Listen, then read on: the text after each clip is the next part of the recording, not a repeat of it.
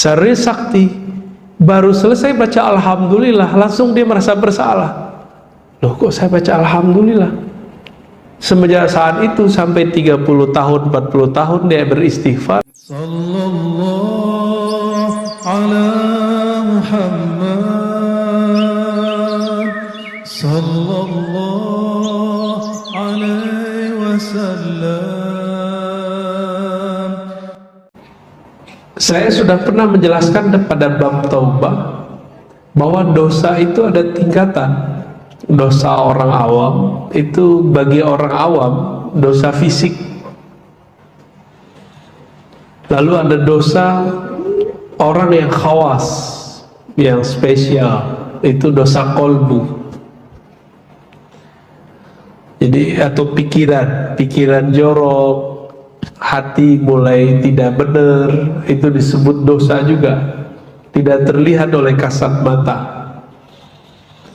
Lalu ada khawasul khawas, para wali-wali Allah yang besar, yang tinggi, itu mereka yang dianggap oleh level 1 itu taat, itu bagi mereka dianggap dosa.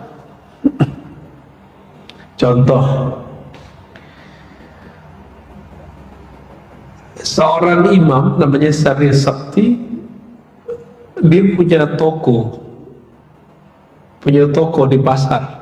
Semua tokonya terbakar, toko orang di sana, kecuali toko dia. Lalu ada anak buahnya ngabarin, wahai Tuan, semua toko terbakar kecuali toko kita. Apa kata dia? Alhamdulillah. Alhamdulillah kalau bagi orang awam itu baik gak? Kita bersyukur, alhamdulillah, orang banjir semua, orang kebakaran semua, saya enggak. Alhamdulillah, ini secara orang awam. Jadi ternyata kalau diusut, coba lihat, dia baca alhamdulillah, dia bersyukur di saat ada orang lagi susah. Ini punya perasaan ini orangnya, punya batin gak sih dia orang ini? Gitu kan, nggak ada perasaan orang begini. Karena tidak ada sisi kemanusiaannya, tapi dia poles dengan keagamaan, dengan lafaz alhamdulillah, terkesan soleh, taat. Taatnya orang awam ini, syukurnya orang awam ini dosa bagi orang yang khawasul khawas, dosa bagi orang yang sudah level wali. Sari sakti, baru selesai baca alhamdulillah, langsung dia merasa bersalah. Loh, kok saya baca alhamdulillah? Semenjak saat itu sampai 30 tahun, 40 tahun dia beristighfar karena tidak punya perasaan kepada orang. Apa kata dia? Innila astaghfirullah arba'ina sana. Aku taubat kepada Allah, minta ampun kepada Allah 40 tahun. Kenapa? Karena alhamdulillah, karena aku pernah mengatakan alhamdulillah bukan pada tempatnya. Ini sahabat-sahabat dimakan Allah, ini mau dekat pemilu, sebentar lagi orang akan takbir untuk membentak orang yang beda partai dengan dia, beda pilihan dengan dia. Takbir boleh nggak dipakai untuk itu? Gimana? Yang pro sama partai PKS, pro partai P3, apalagi partai Islam, PKB, apalagi partai Islam, ada gelora ya baru ya. Wah, nanti perang takbir kita, Pak. Masyumi, Reborn, ada yang baru. Saya nggak bisa bayangin ntar kalau semuanya bertakbir, kan bingung kita nanti. Ini takbir yang mana mau diikuti? Ya. Jadi maksud saya sederhana, Bapak Ibu, saudara sahabat bukan Allah, jangan tertipu oleh simbol-simbol. Satu. Yang kedua, berislam itu bukan dengan kita mengucapkan kata-kata tadi. Berislam itu lebih basic daripada itu semua. Islam itu di kolbu kita. bukan di lafaz, Pak. Emang kalau orang baca subhanallah langsung jadi muslim? Enggak. Langsung islami? Enggak. Arabi sih iya. Jadi kita akan membedakan itu. Ketika para sahabat mereka bertakbir kencang-kencang, Nabi tegur, irba'u ala anfusikum. Slow down, ya. Cukup diri kamu yang berteriak. Allah kan gak betuli kamu memanggil sesuatu zat yang maha mendengar dan tidak jauh, yang tidak tuli. Saya tidak bisa bayangkan itu. Seandainya tahun-tahun kemarin itu Rasulullah hidup, kira-kira gimana, Pak? Gak tahu masjid ini apakah menggunakan takbir juga untuk masalah politik. Ternyata yang dipilih dan yang tidak dipilih sekarang satu kabinet. Lucu gak, Pak? Bagi saya itu agama dijadikan alat dan sekarang begitu. Dan itu dosa-dosa yang bagi saya itu bukan dosa kecil, Pak. Itu dosa besar. Karena meletakkan simbol-simbol takbir bukan pada tempatnya, itu dosa besar bagi saya. Gak tahu bagi Bapak semua ya. Kita kalau ngikutin adabnya Imam Sari Sakti, kita bisa tobat setiap saat. Saya pernah korban loh, Pak. Saya dibentak pakai takbir. Kita bilangin, kamu gitu-gitu amat dalam berpolitik. Biasa aja. Aisyah sama Ali perang kok biasa aja. Langsung ditakbirin kita, Pak. Nggak jauh dari masjid sini. Ya. Itu terakhir saya ngajar di situ. Sebelumnya kejadian juga kita jelas tentang kalau menentukan bulan, lihat bulan. Dibentak juga ada aki-aki. Ustaz, ente pakai otak, hari gini masa masih ngeliat bulan katanya. Nggak ada hadis-hadisan. Kira-kira kalau dihukumi secara hukum itu masih muslim nggak, betul? Nggak ada hadis-hadisan, nggak zaman. Loh, kita puasa kan ada hadisnya. Itu kira-kira kalau hukum akidah kafir gitu. Kafir, Pak, seharusnya. Coba saya nggak bentak dia pakai takbir, Pak. Kita stop aja dia. Udah, Pak, cukup. Karena kalau dia terus-terusin bisa tambah kufur. Nah, ini akhir zaman ternyata ini. Ya, akhir zaman ini. 2016 sampai 2019 banyak kawan saya yang sudah nggak mau Jumatan di kantor-kantor. Kenapa? Karena mimbar yang suci ini dijadikan sebagai ajang politik. Hasilnya kita udah ingetin, santai aja Pak politik, ntar juga kalian kaget-kaget. Bener, yang dipilih yang nggak dipilih sekarang satu kabinet. Mau diulang lagi cerita itu, silakan ya. Amal masyitah, ya. Lakukan dia kamu mau, gitu aja. Kalau di dalam Al-Quran ketika Allah marah, apa kata Allah? Fa'budu masyitum, yaitu sembah sesuka kamu. Bukan berarti itu sungguhan kebolehan menyembah apa saja. Nah, ini kita berkalam sekarang begini. Saya nggak tahu ke depan gimana ya. Nanti kita dibilang apalah, terserah mereka ya. Karena kita berbuat bukan karena ingin dipuji atau takut dicari ya. Innama na'mal lillahi tabaraka wa ta'ala ya. Kita berbuat insya Allah karena Allah Ta'ala ya. Suatu kali Imam Junaid disebutkan di kitab ini, di bagian belakang, menceritakan ra'aitu faqiran alaihi athar al-ibadah.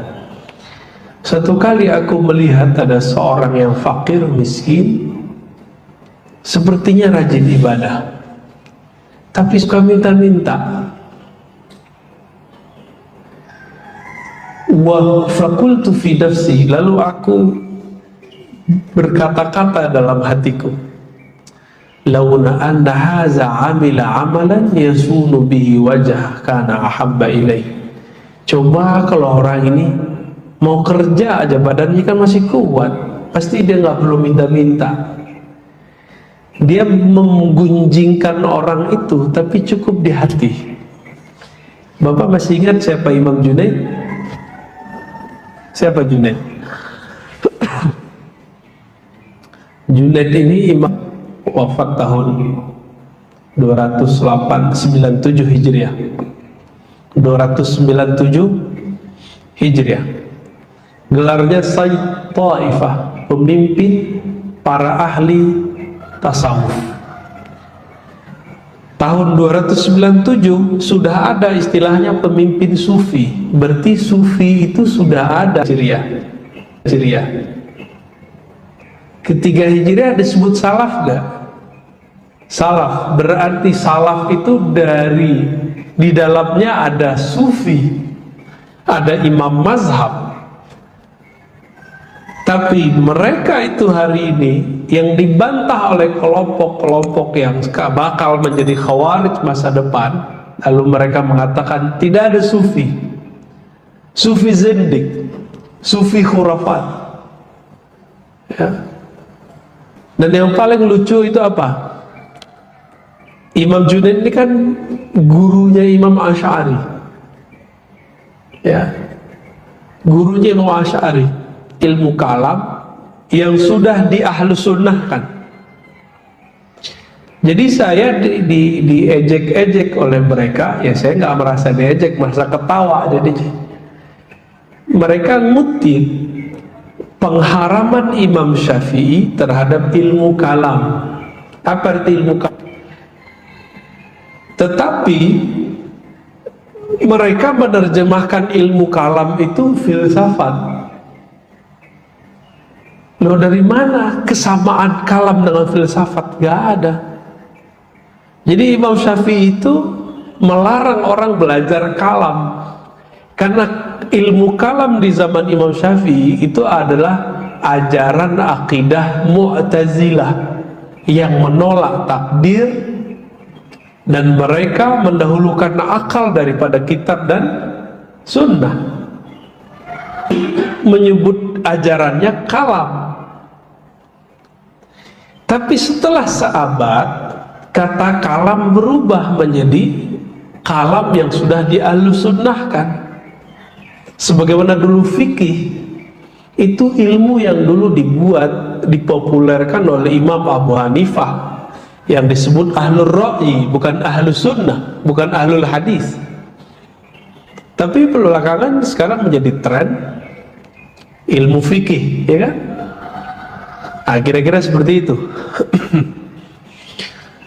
Imam Junaid ini dia punya ilmu, satunya ilmu hadis, dan ilmu yang paling terkenal dari beliau adalah ilmu tasawuf. Ilmu tasawuf ini kata mereka bukan dari Rasulullah. Loh, katanya kalau ada salaf aman, giliran salafnya kita majuin, oh dia nggak mau terima juga, ya. Oke, apa yang kejadian pada beliau? Falamman saraftu ila baiti wa syara'tu fi wirdi thaqula alayya fi jami'a anwa'ihi fanimtu anha faraitu dhalika al-faqir qad ji'a bihi ala khawan wa qila li kull lahmihi faqad ikhtabta, ya. Kalau diterjemahkan secara bebas, ketika aku pulang sampai di rumah, biasanya Imam Junaid ini kalau nyampe ke rumah bukan mau tidur, Pak. Kalau kita pulang mau ngapain? Mau tiduran deh, mau nonton, mau main handphone. Nah, ini beda deh. Di zaman itu belum ada smartphone. Maka beliau radhiyallahu ta'ala anhu kemudian memulai membaca wiridnya. Thaqula alayya jami'a anwa'i. Tapi kok bacanya berat? Biasanya bacanya nikmat, kayak orang melahap makanan. Ini baru mulai istighfar sudah berat, mulai syahadat sudah berat. Ada yang bisa konsentrasi. Lalu tertidurlah beliau. Ketika tertidur, tiba-tiba ada yang datang membawa orang ini, ada bangkainya. Terus apa katanya? Kul min lahmi faqad ikhtabta. Ini ada daging bangkainya orang yang kamu omongin di hatimu itu, makanlah dia. Lalu Junaid mengerti fikih. Dia fikihnya fikih Imam Tsauri. Fikih Tsauri sudah nggak ada Pak sekarang, ya. Sufyan Ats-Tsauri, ya. Ada yang mengatakan dia pakai fikih Ishaq, ya. Innama qultuhu fi nafsi. Aku kan cuma bergumam dalam hatiku, belum melafazkannya. Nah, ini untuk meluruskan. Karena ibu-ibu, bapak-bapak ini banyak bilang, ini kan kenyataan, yang saya omongin kenyataan, berarti ini bukan gunjing. Lah itulah yang disebut gunjing. Gunjing itu membicarakan sesuatu yang nyata. Kalau enggak disebut fitnah. Ya. Faqila li, lalu dikatakan kepada Imam Junaid, mithluka la yaliqu bih. Orang kayak kamu, maksudnya engkau ini kan wali Allah, atas di kolbumu ada sesuatu hujatan merendahkan kepada makhluk-makhluk Allah tabaraka wa ta'ala. Berat jadi wali Pak ya? Mau jadi wali? Enak Pak jadi wali, jadi kekasih Allah. Tapi adabnya gitu, ngelihat pengemis nggak boleh, sedikit pun suuzon nggak boleh. Gimana? Kuat gak? Imam kita sholatnya agak panjang, bacanya agak berat. Waduh, gak boleh kesel Pak. Gak boleh kesel kita. Aduh, panjang amat gitu, gak pantas. Kalau cuma jadi wali ya. Dicaci maki orang, gak boleh emosi, biasa aja. Gimana? Kuat gak jadi wali? Nabi Muhammad itu dilempar sama orang, nggak balas Pak. Mau jadi wali murid aja kali ya. Falamma asbahtu, ketika esok pagi, Zahuf, nah itu ternyata lagi beliau ini nyari ini. Pagi-pagi dicari sampai ketemulah orang ini. Faqala li, aku mengucapkan salam kepadanya. Lalu dia mengatakan, ya Abul Qasim, ya Abul Qasim ata'ud? Fakultu la. Pengemis ini mengerti Pak apa yang terjadi. Ketika Imam Al-Junaid mengatakan Assalamualaikum, belum ngomong, orang ini yang tadi dibicarakan di hatinya langsung bicara, Abul Qasim, apakah engkau akan mengulang kembali apa yang kamu lakukan kemarin, yaitu membicarakan aku di hatimu? Fakultu la, lalu aku menjawab tidak. Faqala, lalu Allah mengampuni kami, saya gitu maksudnya, dan engkau. Nah ini adab paling penting ini. Jadi kalau doain orang, doain diri kita dulu baru orang lain. Ini kan sekarang banyak nih lagi tren, Allah yahdik, semoga Allah memberi hidayahmu. Iya, kalau Allah ijabah, ente nggak dapat hidayah, dia dapat hidayah. Ini kan sekarang lagi tren ya. Kita beda dikit sama dia bilang Allah yahdik, ya kita aminin. Gimana seharusnya kalau kita lagi beda sama orang, lalu kita mendoakan orang itu? Doakan diri dulu, baru doakan orang. Allah yahdini wa iyyak, semoga Allah memberi hidayah dan memberi hidayah engkau. Jadi jangan sombong. Itu iblis dulu kan begitu Pak.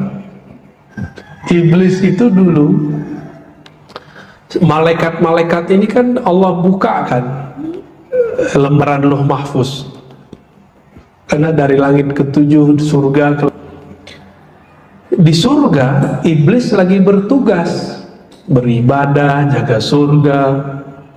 Datanglah malaikat, ya, bertanya, minta doa. Wahai Tuan Azazil, doakan kami. Ternyata yang dibaca oleh malaikat ini bahwa ada sekelompok orang yang sudah setara malaikat nanti membelot, durhaka kepada Allah. Malaikat takut, lalu mereka datang kepada malaikat yang sudah setara malaikat, yaitu Azazil yang bakal menanti jadi iblis. Datang ke sana minta doa. Apa kata si Azazil yang lagi jaga surga? Ya, saya doakan ente selamat semua, tapi dia melupakan mendoakan dirinya. Jadi orang-orang yang merasa dirinya suci, merasa dirinya akan selamat, lupa mendoakan dirinya, nanti begitu, ya, anak buahnya Azazil semua itu, iblis. Ya. Baik, ini cerita yang paling inti di sini. Ternyata hal yang sama terjadi pada Imam Khalid. Maulana Imam Khalid al-Baghdadi summa Dimashqi, beliau pemimpin tariqat 5 tariqah, Naqsyabandiyah, Qadiriyah, Khistiyah, Suhrawardiyah, lalu yang sudah ditajdid namanya Mujaddidiyah. Imam Khalid ini ahli hadis juga, ahli zikir. Suatu kali dia lagi tawaf di Masjidil Haram, tiba-tiba ada orang nyandar di satu tiang, kakinya selonjoran ke Ka'bah. Beradab nggak Pak? Saya ngelihat di masjid ini sering nih ada orang lagi khutbah selonjoran kakinya ke kiblat. Itu kalau ngikutin adab nggak beradab itu Pak. Secara hukum fikih saya boleh negur dia. Kenapa? Yang boleh itu dia mendekap, ihtiba. Ada yang coba contohin ihtiba. Gitu tuh boleh Pak, bagus begitu tuh. Jangan diselonjorin, nggak beradab. Tapi kayaknya sering, apalagi kalau khotibnya beda sama dia tuh, dia selonjorin terus kakinya tuh. Ya. Itu nggak beradab sama sekali. Ternyata orang ini ujian bagi Imam Khalid. Dalam hati dia lagi tawaf. Orang tawaf boleh nggak ngomongin orang dalam hatinya? Atau zikir? Yang benar ngapain? Kita lagi tawaf. Tawaf ini kan sama dengan sholat Pak. Sholat itu tawaf sebenarnya. Inna salati wa nusuki. Tawaf itu kan berpindah dari satu titik ke titik yang lain. Itu berpindah dari berdiri, takbir, Fatihah, ruku, berdiri lagi, sujud. Itu sama dengan tawafnya badan itu. Tawafnya badan semua naik turun. Begitulah terus, makanya jumlahnya 17 kan. Bukan cocok logi loh Pak ya, emang jumlahnya 17 ya. Emang 17. Maulana Imam Khalid, beliau ini belum jadi wali besar ya, tapi sudah jadi mursyid tarekat Qadiriyah saat itu. Belum jadi mursyid tarekat lain. Mursyid ini kan guru yang sudah dapat ijazah, langsung ijazahnya dari ayahanda beliau sendiri. Lagi tawaf, dia baca kitab salawat namanya Dalailul Khairat. Kitab Dalailul Khairat ini, kitab salawat dia baca, fokus. Bilang apa? Aki-aki tambah tua kok tambah nggak beradab, tambah tua kok tambah nggak punya etika, gitu dalam hati dia. Kejadian buat-buat, bukan kejadian cerita dongeng, ini cerita asli. Maulana Imam Khalid ditegur lengkap dengan namanya. Lalu dia lihat, loh ini aki-aki yang tadi kok tahu nama saya. Ketika ditegur, orang itu ngomong, Khalid, gurumu yang akan membuat engkau menjadi wali Allah bukan di sini, lagi di daerah timur, Uzbek, Afgan, sono lagi gitu, udah nyampe ke ujung sana. Terus dalam hati dia mikir, loh kok dia tahu kalau saya lagi nyari guru, nyari wali di Mekah. Jadi saya juga ngalami yang sama, Pak. Saya mau cari wali Allah di Mekah, nggak ketemu-ketemu. Wali Allah yang saya maksud yang ahli ma'rifat. Kalau orang taat, orang berilmu banyak. Tapi yang cari ma'rifatullah, ma'rifatul zatillah itu nggak banyak. Beberapa kali kita umroh nggak ketemu. Sengaja saya itu nggak mau bawa jamaah, jadi jamaah biasa. Nggak ketemu guru yang saya cari. Persis seperti kita cerita Maulana Khalid. Bedanya Maulana Khalid ditegur, guru ente di sono. Udah cepet-cepet selesain umroh hajimu, berangkat. Ke depan jangan pernah suuzon lagi sama orang. Begitu ini masih aki-aki itu. Ya ampun dia, Pak. Kenapa? Selevel dia kan sudah wali biasa, wali umum. Gak boleh menyia-nyiakan kolbunya. Jadi kalau kita ini mau jadi kekasih Allah, kita wajib, Pak, sebenarnya jadi kekasih. Merana nanti di surga, di neraka merana ntar. Di surganya merana, apalagi di neraka, Pak. Jadi orang kalau belum jadi kekasih Allah, di surga aja nanti dia stres. Tapi stres ala surga itu masih enak. Di surga itu nikmat seksual, nikmat makan, minum, rekreasi, semua dikasih. Saya mau tanya Bapak Ibu nih, yang sudah pernah nikah Pak ya, kalau begitu mulu tiap malam, bosan nggak? Kayak malam pertama terus, bosan Pak. Nanti akan ada titik jenuhnya ahli surga. Maka mereka mengatakan, ya Rabb, arina wajhak. Tolong tunjukkan kami wajah engkau pemilik surga. Berarti surga mendapat bidadari 72 seperti bidadarinya teroris. Kan teroris bunuh orang supaya dapat 72. Loh kita 72 mah dikit. Dikit itu Pak, hadisnya di Tirmizi dan tidak sampai derajat sahih seperti di Sahih Bukhari Muslim. Hadisnya kalau mau dapat 72 bidadari, boleh gak apa-apa, kita juga mau kok. Tapi nggak dengan cara bunuh orang. Emang ada Pak mahar surga, bunuh orang gak bersalah. Itu orang waras gak tuh beragama? Beragama itu afala ta'qilun, orang waras. Tapi hari ini kok orang beragama nggak waras, itu kok muncul begitu? Apakah ini fenomena orang stres beragama? Ya udah jadi teroris aja deh gitu ya. Korban hoax itu. Apalagi ini haji, saya bukan orang pemerintah lah Pak ya, karena saya bukan PNS, maka saya nggak ada urusan menjelaskan ini. Tapi kita perlu meluruskan, kita ini jangan kemakan hoax. Haji tahun ini tidak jadi bukan karena Indonesia ini utang, itu nggak ada urusan. Itu karena problem keamanan kesehatan semata, nggak ada urusan dengan yang tadi. Nah, ada persepsi yang berbeda antara kita dengan Saudi, juga ada masalah banyak hal. Ini karena saya ngeliat di grup-grup ini, waduh Masya Allah ya. Udah baca Pak hoax masalah haji?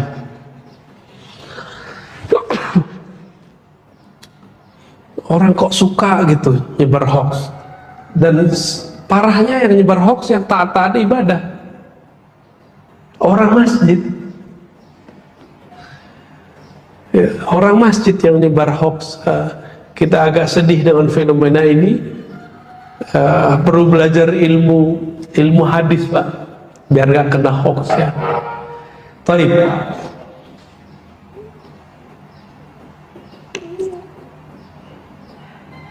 Terakhir yang mau saya bacakan di sini,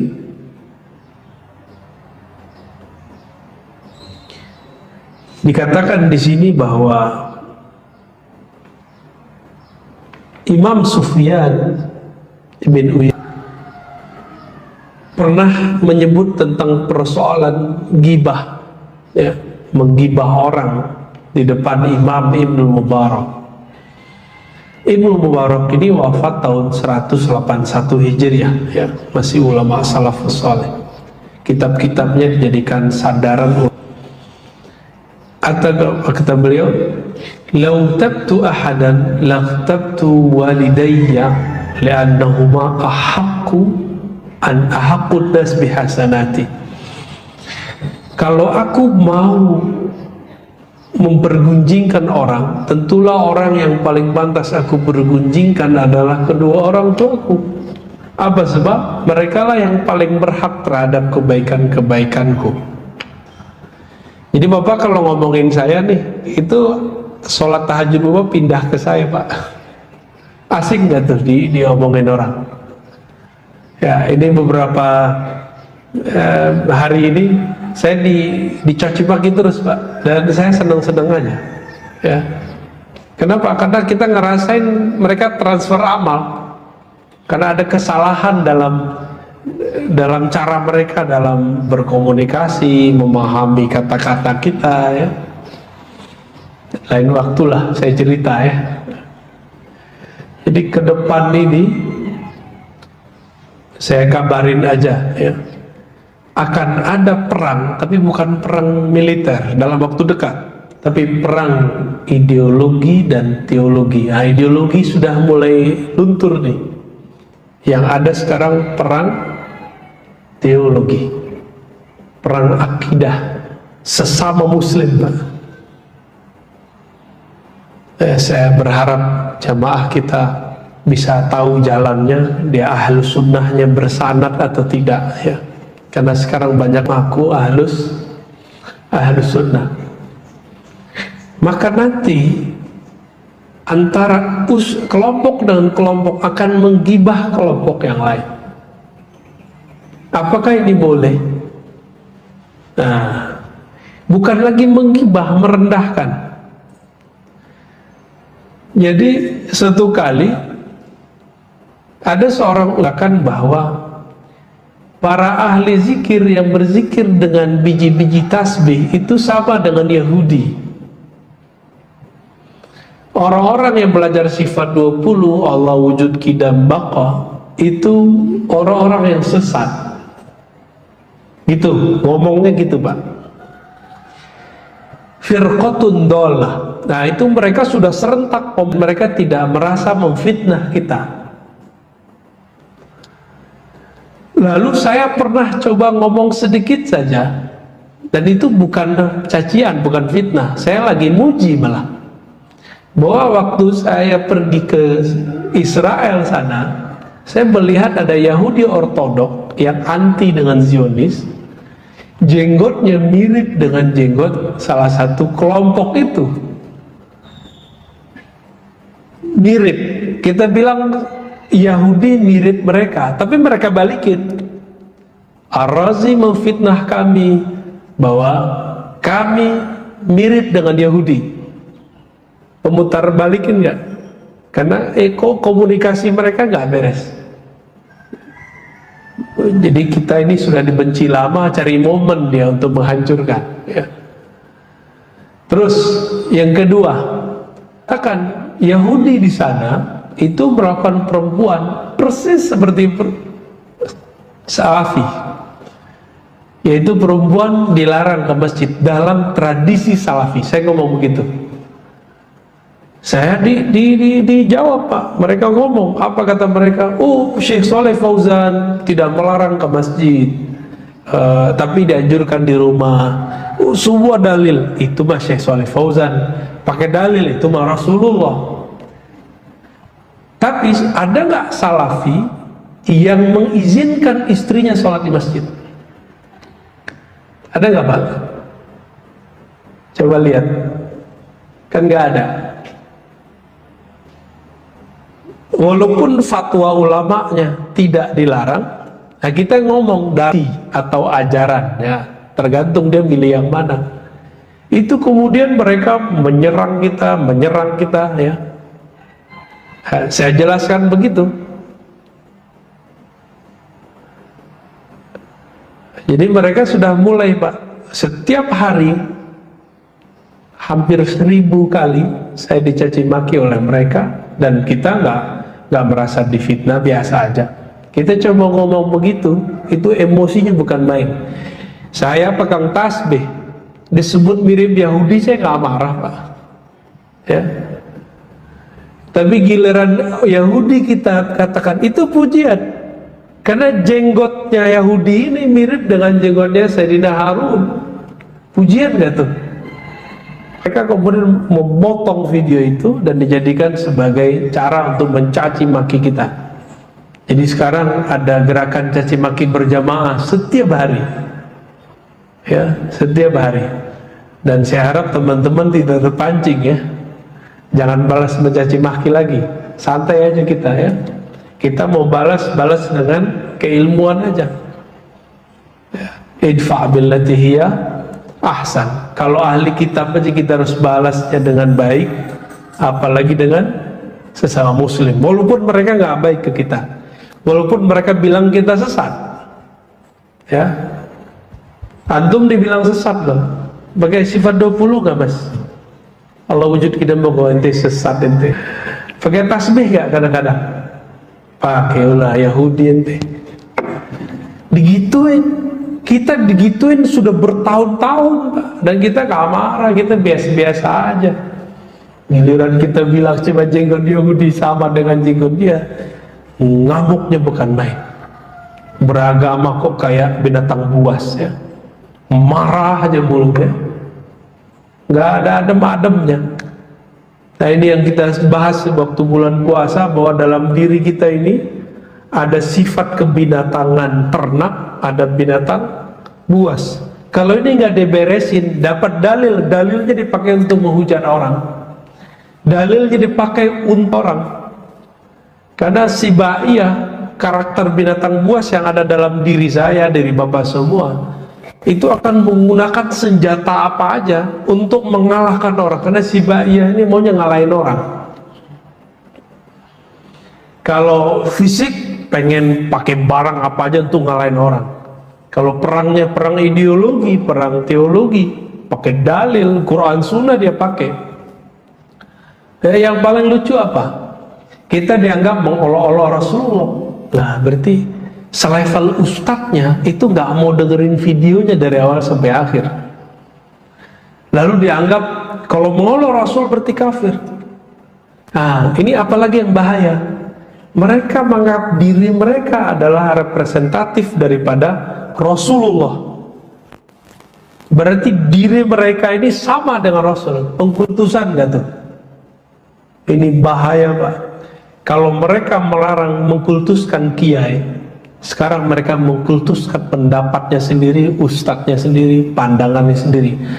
Dan pengkultusan pendapat, pandangan ini lebih bahaya daripada mengkultuskan sosok. Karena kalau sosok itu masih di bawahnya Azazil. Kalau udah mengkultuskan pandangan, itu udah sama kayak Azazil itu. Ini bahaya-bahayanya nanti ke depan. Jadi ini baru awal, Bapak Ibu yang melakukan Allah. Ke depan saya nggak tahu juga, saya masih bisa kajian di sini ya. Wallahu alam. Tapi kalau ini berlanjut terus ya barangkali nanti mungkin saya beberapa kali gaib ya, tidak hadir di sini. Nah, berarti kita lagi berseteru, Pak, seteru asik ya. Baik, kira-kira begitu ya. Saya minta doanya semoga ulama-ulama yang sejati, mereka bangun dari tidurnya, tidak diem, tidak cari aman, tapi mau berjuang mempertahankan Ahlussunnah dan menenangkan umat. Al-Fatihah.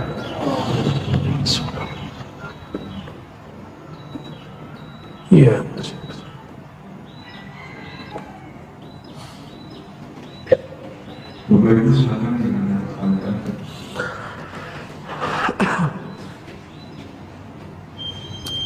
Gimana? Udah? Udah syuruk Pak. Udah kali ya? Ya. Atu aja ya. Belum tidur saya. Baru tidur sebentar. Jadi kalau kita itu sama sekali tidak boleh atau boleh asal begini. Oke, ya, bagus. Kalau di sini ada disebutkan orang-orang yang sudah membuang urat malunya, maka tidak masalah menggibahkannya, begitu di kitab. Berarti di Imam Syamsuddin Ar-Razi ini juga memberikan batasan bahwa ada gibah yang mustasnayat, yang dikecualikan, dan itu boleh. Apa itu? Yang sudah dijelaskan oleh Imam Nawawi. Gibah dalam artian melaporkan orang yang jahat kepada pengadilan, polisi, kalau sekarang penyidik polisi, kalau KPK gitu, masuk situ. Melaporkan ini nggak disebut menggibahkan. Ya. Terus yang kedua, mengajari anak-anak supaya tidak mengikuti orang-orang yang sesat. Tapi ini bahaya Pak. Ini sering dipakai oleh kelompok-kelompok yang mereka sendiri menganggap akidah Imam Nawawi sesat. Ya, makanya mereka menggunakan itu untuk mentahzir, namanya mewarning. Ini hanya boleh dalam kapasitas tertutup. Tapi sekarang mereka, karena mereka terbuka, jadi kita terbuka juga. Kita sebut terbuka juga. Dulu mereka mensyirikkan Sayyid Muhammad Alawi Al-Maliki, dan itu terang-terangan.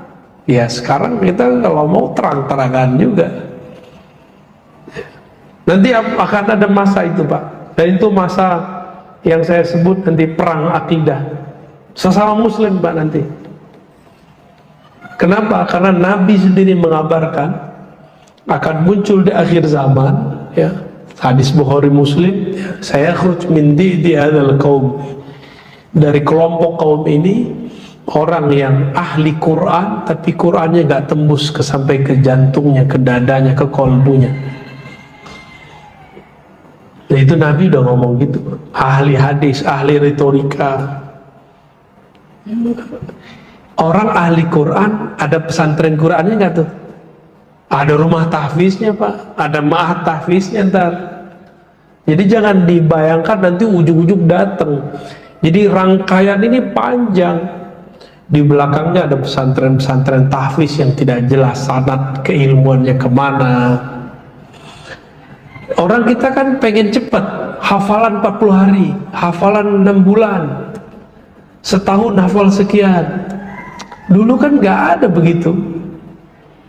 Coba datang ke pesantren-pesantren, ya, di Pangandaran ya, Pangandaran, Kudus, ya, Mbah Arwani, Mbah siapa tuh ya, Mbah Munawir, Krapia. Nggak ada target-target yang semampunya si murid. Sekarang kok muncul dan rata-rata nggak ada sanadnya Pak. Dan saya baru dengar ada kawan saya ngomong kemarin.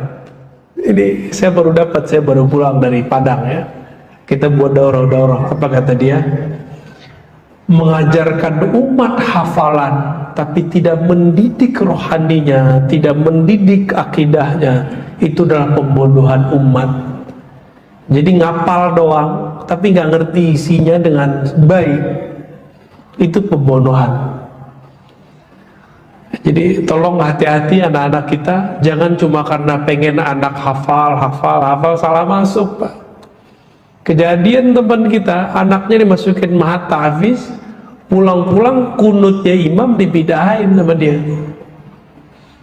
Anak kecil tamat kelas 6 SD disuruh tampil sama gurunya pakai surat, ngisilah di masjid kayak masjid kita ini. Apa kata dia? Innal hamdalillah bla bla bla bla. Bapak ibu saudara sekalian, kunut itu bid'ah, hadis dhaif. Lah anak kecil ngerti dari mana hadis dhaif? Gitu. Doa berjamaah setelah sholat itu bid'ah, Nabi tidak pernah lakukan. Begitu. Itu gaya-gayanya Pak. Itu produk-produknya. Nanti kalau dia ngeliat orang tuanya melakukan, dia bilang, bapak itu ahli bid'ah. Kalau dia berani sama bapaknya, dia berani nggak sama yang lain ntar? Berani. Itulah awal dari munculnya ekstremisme. Ekstremis muncul dari situ Pak. Maka nanti kita tengkar di masjid semua ntar. Masih ingat orang kunut ditonjok? Ya, masuk berita kan? Itu baru satu Pak. Baru satu. Masjid polisi dibom. Baru beberapa kali. Cirebon, Medan. Mau masjid kita digituin ntar? Enggak mau lah ya. Jadi saya berharap Bapak Ibu Saudara yang berkenan Allah, terutama pengurus, nggak ada ampun lagi. Jangan kasih kendor semangat kita mengenjangkan ajaran Ahlussunnah wal Jamaah. Jangan kasih kendor. Oh Ustaz, nanti kita dicaci orang. Emang kita berbuat untuk orang itu kan enggak? Ya'malu fasyarallahu a'malakum. Udah berbuat aja. Nah, untuk yang begini, jadi tahzir yang tertutup, terbatas boleh. Boleh Pak, jangan sebut nama orangnya, itu boleh. Kalau mau sebut pakai inisial aja Pak. Kalau dulu kita pernah keceplosan ya kita minta ampun kepada Allah. Tapi kalau mereka nanti terbuka, kita terbuka juga. Nah, kira-kira begitu Pak ya. Saya rasa cukup Bapak Ibu yang berkenan Allah, ikhwan akhwat fillah. Semoga diberkahi oleh Allah. Antara kesejukan kitabnya dan panasnya perang ideologi teologi, semoga tidak lengah ya. Hati-hati dengan anak-anak kita, hati-hati dengan keluarga kita, jangan sampai kesusupan lewat sosial media, lewat pendidikan dan lain sebagainya. Semoga Allah mengampuni dosa kita semua. Sallallahu ala nabiyina Muhammad. Assalamualaikum warahmatullahi wabarakatuh.